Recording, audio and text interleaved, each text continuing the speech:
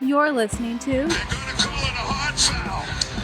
They're gonna call it a hard foul. offering in-depth analysis on all things Boston Celtics with your hosts, Jim and Mike Quigley. Tries again. Tatum to the rim. Shot blocked. Derek Jones with the rejection. Here's Irving. Washington drives. Blocked by White. Oh, what a block from Derek White. What a play. What a block. What a way to save the game. Derek White and Jalen Brown, whoever you want to give credit to, the Celtics are up 2-0. Very entertaining game last night. Both teams struggled in the second half on the offensive end. Celtics made enough plays to win. Defense saved the day for Boston as a team. Their defense in the series has just been excellent, Jim. And excited to go to Dallas up 2-0. Kyrie guaranteed to the crowd last night. This is coming back to Boston for 5. I'm interested to hear your opening thoughts, Jim, but just excited to see the Celtics up 2-0 with some great passing. A lot of open looks for Boston last night, just off great ball movement, attacking Luka over and over again, and on the defensive end, just making big plays. A lot of big plays on defense last night. And, of course, the health of Kristaps Porzingis. So, Jim, what are your thoughts? And I hope you're as happy as I am to see where the Celtics are right now. Yeah, hello to everyone. Welcome to, they're going to call it a hot foul. It was a weird game. It was a really weird game. It was, I'm psyched that they're up 2-0, and I'm psyched that they're up 2-0 when you basically got the Celtics shooting variance game where they couldn't throw it in the ocean. And it wasn't a situation where I thought their offense was bad. I thought, Dallas really still has a huge issue where they can just not stop the Celtics drives, especially when it's Tatum and Brown, but even Holiday or White. The Celtics are getting to anywhere they want to go, whether they're setting a screen or not. And when they set a screen, it's even, they're really getting to anywhere where they want to go when they're setting ball screens.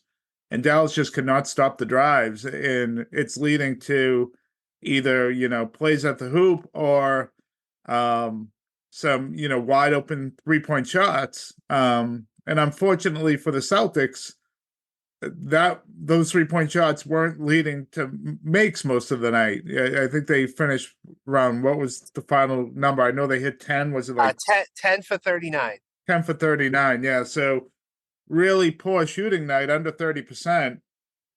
But Dallas was, just as bad. And they shot a higher percentage. I think they were 6 for 27. But once again, they just didn't shoot enough.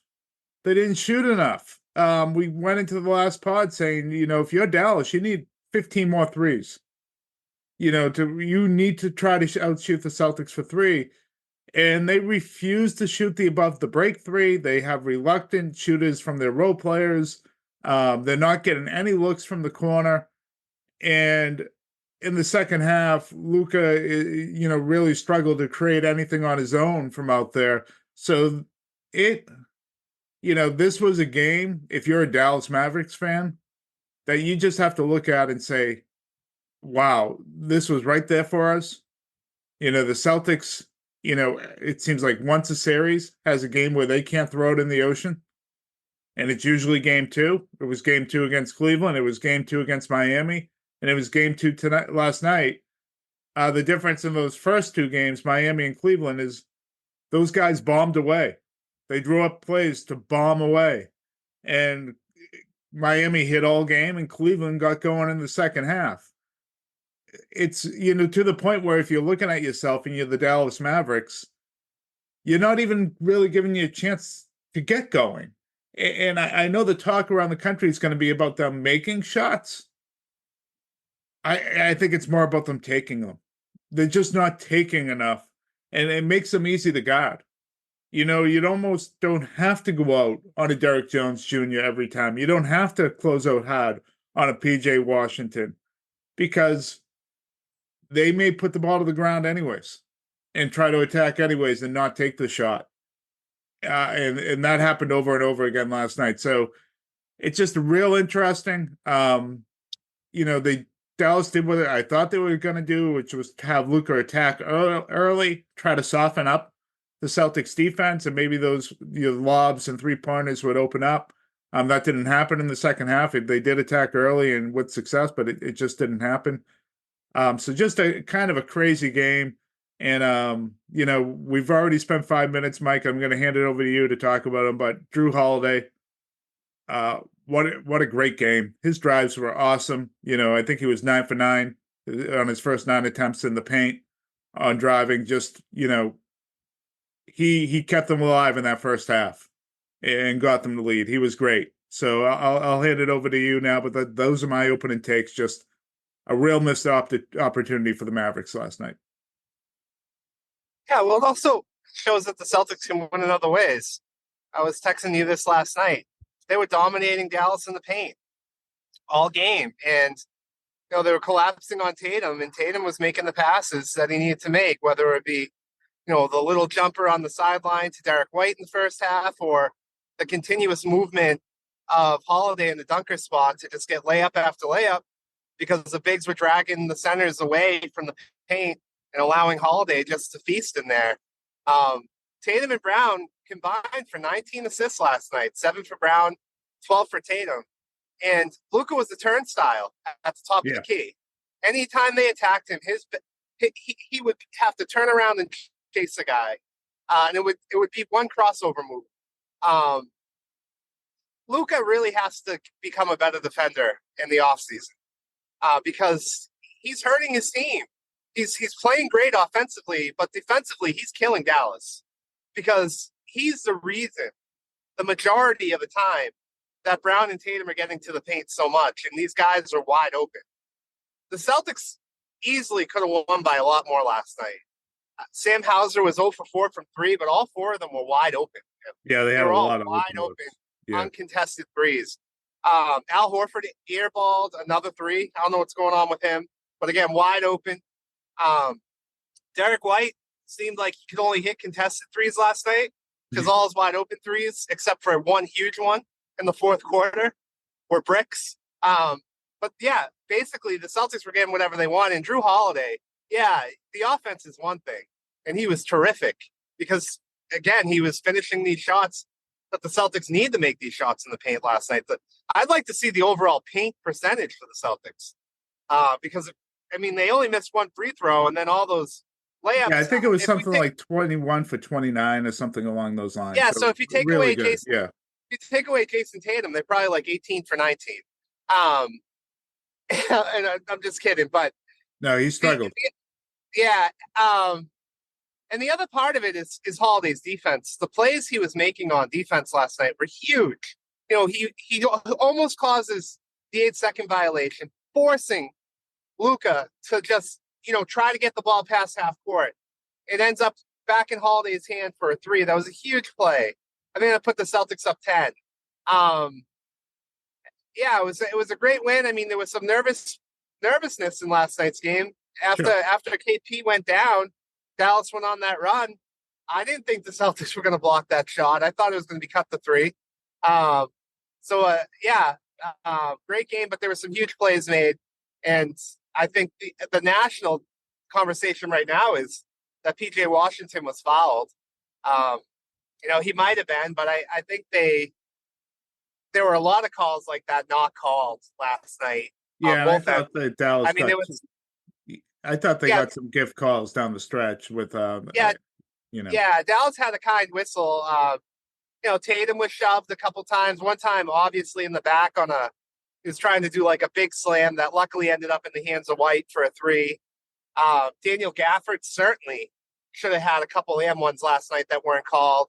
But yeah, a lot of plays where Brown and Tatum were getting hit going up to the rim that weren't called. So it looked like a clean block more than anything to me with the way they were calling the game last night. Yeah, so I don't know how that would have, let's say they did call the foul, and obviously the Celtics would challenge that. I don't know how that would have went because sometimes during the season they have said, it's like incidental contact or it's not enough contact to affect the shot. We've seen that a lot this year when it's gone to replay and it be overturned. We'll see what the last 2 minutes say, but, I thought during that stretch, the Mavs got the benefit of the call with Derek Jones Jr., where they said White fouled him, and you watch on the replay, it didn't look like he touched him. And then the M1, the series before that with Luka, I thought Horford avoided contact there as well. Big time. Yeah, so Yeah, I mean that's 3 points, 3 big points that Dallas I thought were gifted down the stretch. But sometimes these things all even out, and that was a bang bang play, and it's easy to say, and when you freeze frame it, that it should have been called. I don't know in real time if that really looked like a foul at all. So, hey, big time defensive play. Derek White continues to make them. Mike, it was a huge play too, and Jalen Brown deserves a lot of credit to both of them to get back. Just a huge game-saving play. But you watch this, and I watched the last series against the Pacers, and the Celtics defense both nights. I don't want to take anything away of what they've done in games 1 and games 2 against Dallas. They've stuck to their game plan. They've limited the corner threes. They've limited the lobs. I think Dallas had 2 last night or 1 last night, and that's all they've had through the first 2 games. And they've locked up Kyrie, and Kyrie's has not hit a 3 this series. Hasn't scored more than 16 points after scoring 10 in the first. But this just does not feel like a difficult team for them to guard. I thought the Pacers team was difficult to guard. I thought Miami presented some challenges. Obviously way more talent on Dallas, but because of the way they move the ball and their willingness to shoot above the break threes, this team through 2 games, and that's the thing that surprised me. Just as much of anything in game 2 is that there wasn't an emphasis. Hey, we need to take them. If you're open or the guy is open from, wherever they are on the 3-pointer, you got to go out there and you got to take them. We need more volume. We need to stretch this defense out and make them respect us from out here, because right now they don't. And I'm just surprised Jason Kidd didn't address that. And I just don't think this Dallas, and this is where I think Dallas is in so much trouble, way they're constituted and the way they play, I don't think it stresses the Celtics defense at all. I never feel like the Celtics D is stressed, even when Luke is going off. I feel like they sit there and say, okay, we'll live with this because we're going to keep attacking him on the other side. And by the time it gets to the fourth quarter or the second half, he is going to be exhausted, because we have more guys on offense in Minnesota or OKC or whomever they played so far, where we can just continue to go at him, and we're going to make him work. And so he may be great through the first half, but the time we get to the third quarter, late fourth, he's going to be exhausted. And that's what you saw. I mean, the turnovers he had in the second half were gross. They were gross. The one he had in the backcourt in particular that led to the Drew Holiday 3 was just an absolute killer. I think he had 8 turnovers. And he had 8. They were, a lot of them were live ball turnovers. The turnover he had where Tatum was guarding him and he was basically dribbling it to nowhere and threw it behind his head, and the Celtics just easily picked it off and he was looking for a foul. Another one that was just gross. The momentum killing plays. And I just don't think, even take, he made that great pass to Dante Exum where Exum hit the 3. The Celtics just did not care about Exum. They weren't even sure he was going to shoot it. I think they thought there was a 50-50 chance that Exum would have caught that and drove. And then on the other end of the court, the Celtics, their drives, Dallas can do nothing about them. And I think game 3 is going to be tougher. I think Kyrie's going to be more comfortable there. I don't think he's going to go 0 for 5 again from 3. I think this is probably going to go down to a 1 or 2 possession game with the last 2 minutes of the game. And I think Dallas will probably get 1 or 2 games there. But this is a mismatch. It's a mismatch on paper. It's a mismatch in real time. And maybe that changes if this Porzingis injury is significant in any way and he's hindered or he can't play, because I do think that makes a big difference in the series. But right now I'm not just saying this just to say it, to be provocative. I think the Pacers presented way more problems for the Celtics than this Mavericks team does. Way more problems. And in the NBA playoffs, it's about matchups. And obviously, I think Denver and Minnesota would have presented more problems for the Celtics than this Dallas team does. But right now, it's, the Celtics shoot the way they did, and you can't stress them at all on the other end. You can't get a fast break going. There's no more volume threes. And I think there'll be a lot of talk about, how this isn't, Dallas is better than this. I'm just not sure how much better they are than this against the Celtics. I think they're better than this against the Timberwolves. I think they're better than this against OKC. I'm not sure how much better they are than against the Celtics. And obviously a few shots drop and it's a different ball game, but last night was really, really eye-opening to me. Really eye-opening to me on the gap between these two teams. Yeah, I think that Jason Kidd's game plan is Luka and Kyrie to take over the game, and we're going to rely on that. And that's what Dallas needs to win. They need Luka and Kyrie both to play great. And so in the first half last night, Luka was awesome. In the first quarter last night, Kyrie played at a high level. In the second half, they both didn't play that well. I mean, Kyrie had a nice stretch in that fourth quarter with Luka on the bench where he's finding guys and getting Dallas back in the game. But overall, they weren't good enough. And they have to play at a really high level. There's more pressure on them to score efficiently and often than there is on Tatum and Brown right now because of the supporting cast. Now, I will say Dallas did miss some open threes last night that they did take. And I do think that some of those threes are going to hit in Dallas in front of their home crowd. So I would expect Derek Jones Jr. and PJ Washington to score a little bit more at home. I would expect Kyrie to play a lot better at home. So in order to win on the road, the Celtics have to make their open looks. And, game one, they did a pretty good job of it. Game two, they didn't. And I think the Celtics are due to really start hitting some shots in this series. That's why I give the Celtics a shot to even win game three, despite the fact that I think Dallas is actually going to play pretty well offensively at home. Because Tatum's 2 for 14 from 3 in the series. He hasn't scored 20 points yet. So I would expect that the Celtics are going to have a good shooting night, either in game 3 or game 4 of the series, to help carry them through a game. But yeah, it feels like Kidd's philosophy is my superstars have to be the ones to carry us. Dallas isn't. There is no magic wand. Dallas isn't going to go into this motion offense with guys moving around. No. This is what Dallas is. And one thing I want to give the Celtics credit for, though, defensively, you mentioned no fast break.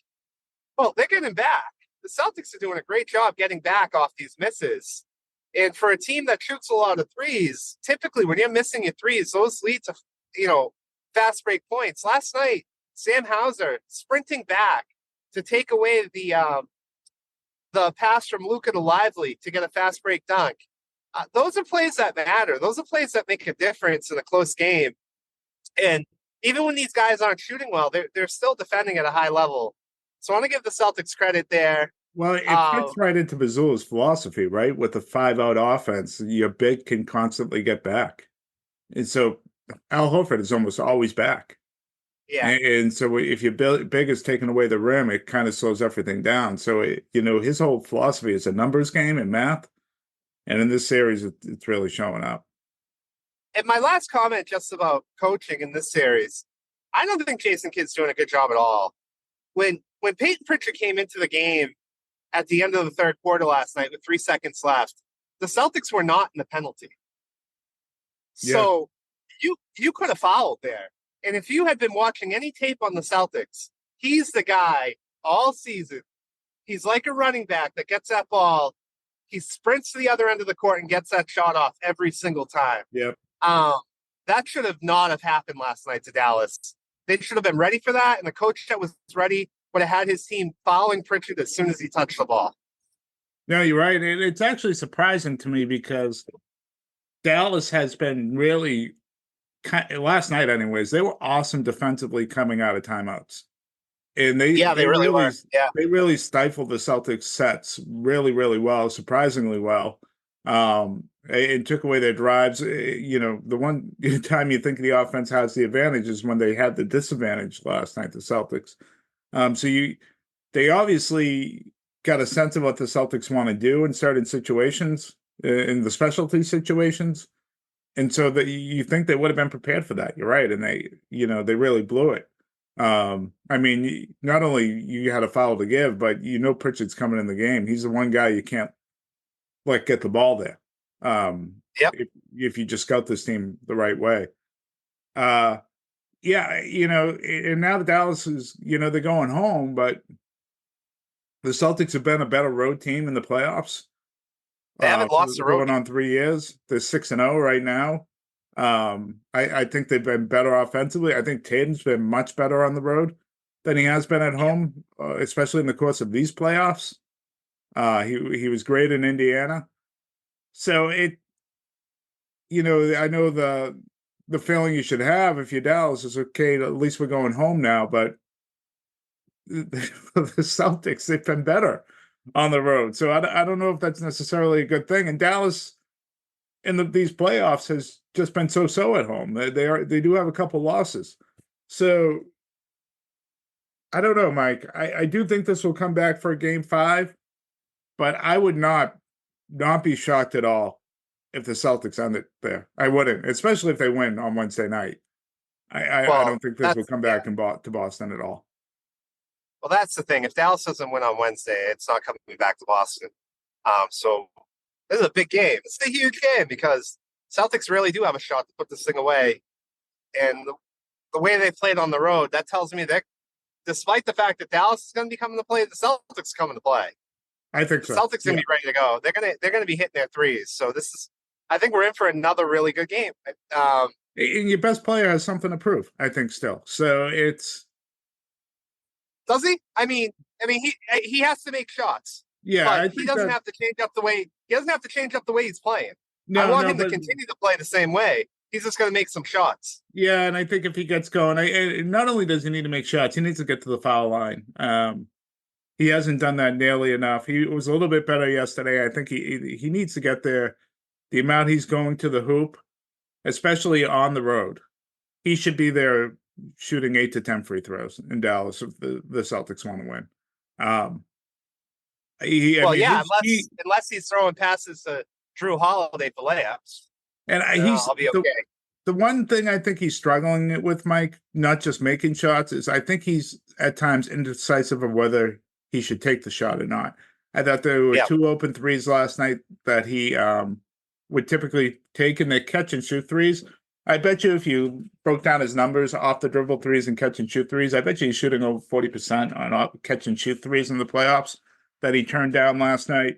I think there's on a couple of his misses going to the basket, I think he wasn't sure whether he was going to pass it or shoot it, and didn't go up as strong as he needed to, or didn't go up, trying to go through a body like he usually does.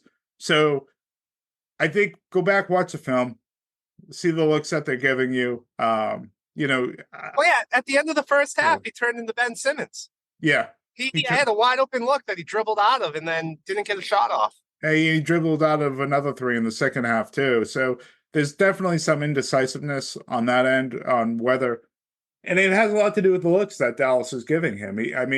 They're throwing 2-3 guys at him at all times, and when he's open, it's almost like he can't believe it, and he's unsure of whether to put it up. And so he needs to get that under control, and they're going to need him. I don't think they can get away with him going 6 for 22 again, or 6 for whatever he was on the road in Dallas. He'll need to be better than that. He will. And he has to be better on the road. He has to shoot better in order for the Celtics to win. Um, I would like to continue to see him be a playmaker Of course. because it's working, but he's got to hit his shots. He's gotten a lot of good opportunities that he hasn't knocked down. And he's got to cut down his turnovers too. Last night should have really been somewhere around 26 to 30 points, 12 assist game for him. I thought he left points on the board last night. I thought he left shots on the board that he should have taken. I thought he left opportunities to go to the foul line, slip away. So he was good at a lot of other facets of the game: his playmaking, his rebound, his defense. He had a big couple steals or caused turnovers on Luka late in that game. A big steal on Kyrie. But it's gonna be much better. Be better, yeah. He has to be. I mean, this is we're 2 games in now. He has to play better. He has to find his shot. The team needs him to now that they're on the road. And I fully expect him to. I fully expect to see a better Jason Tatum over these next 2 games. My concern is more Kristaps Porzingis. I know people are talking about Drew Holiday should be the MVP of the series. I think Porzingis is the one who changes the game every time he comes in. With his defense, I mean, you might laugh at me because he doesn't have the same intensity, but his impact at the defensive end reminds me a bit of Kevin Garnett with the way he's taken away shots. And then on the offensive end with him hitting the jumpers that he hits.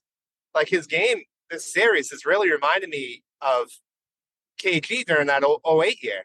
There is no shot that Dallas gets off at the rim when KP's in the game. They get nothing. He's blocking everything.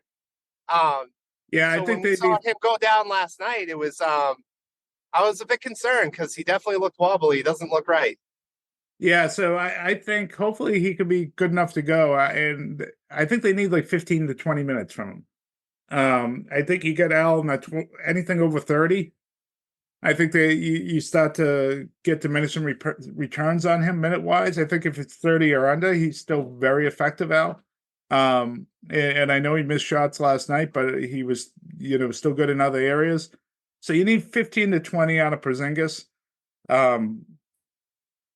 And hopefully he's good enough to give you that. Otherwise, I think you'd probably see Xavier Tillman because he's at least a guy that has had experience getting out. I mean, Memphis actually has used him before as a primary defender on Luka. So he's switchable in that sense, where I just don't think Cornette and Brissett are kind of playable against Luka at all, or Kyrie for that matter. So, it's really important that you have them. Even, we're not talking huge minutes. You're not talking your typical Porzingis kind of push, but you get 15 to 20 out of him. They don't have to be great minutes either. They just need to be good enough, right? So I think that's important. I mean, his great minutes have made a huge difference. It really has. I mean, he came into game 1 and took over that game in that first half. Everything was off of him. Every defensive play he was making over and over again. And then again, when he came in the game last night, it was the same thing. The defense was picked up as soon as he came in. Kyrie wasn't getting good looks at the rim anymore. Kyrie wasn't getting good looks even from 3. I mean, this guy, he's taking away everything. I mean, really hats off to him. The defense, you talked about in the offseason that he was a good defender. I didn't see it. His defense has been tremendous, Jim. It really has. Yeah, I didn't think he would. I know he was hobbled and not going as good. But it wasn't so devastatingly bad, where I thought, Kyrie's not making that layup again though. This series. If he's 100% healthy on that play, he's blocking that shot that Kyrie made. Yeah, sure. Yeah. But it wasn't so bad where I think where it looks like he can't get back on the court. Sometimes when you're coming off of these injuries, you feel something and you start to get nervous and it might affect your play. And then you get the treatment over the next couple of days and you realize this is just part of your rehabilitation. And what actually happened out there was more of a tweak than a re-injury. Like you don't trust your body where it needs to be. And I think if he had re-injured that calf, he's not being able to jump or run and get out and down the court at all. Yeah. Yeah. That's a small thing but I found that encouraging. So I wonder a couple days of treatment, he's able to give them 15, 20 minutes. I didn't know he's getting imaging today, and that's probably just to be overly cautious, but until I hear otherwise, I'm not overly concerned yet. All right. So my keys to victory in game 3 is on the offensive side.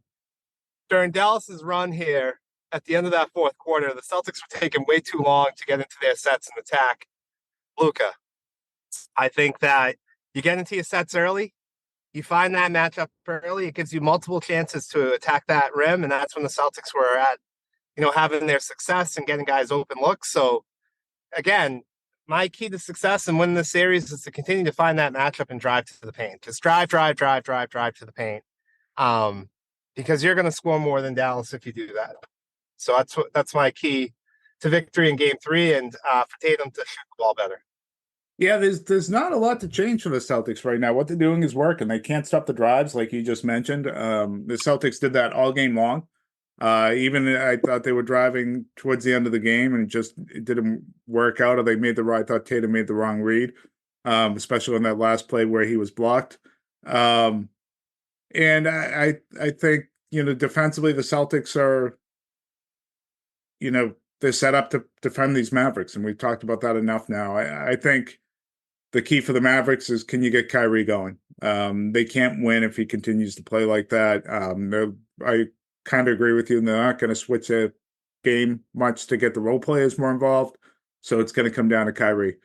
Mike, they're 14-2 in these playoffs. There's a chance they could go 16-2. I think it's more likely to come back here to Boston. But, it's been a fun ride, and the 2 games away, and it's awesome. And I just, I wonder what we're going to be talking about in a week or so when this thing wraps, just where this team ranks in the Celtics lore.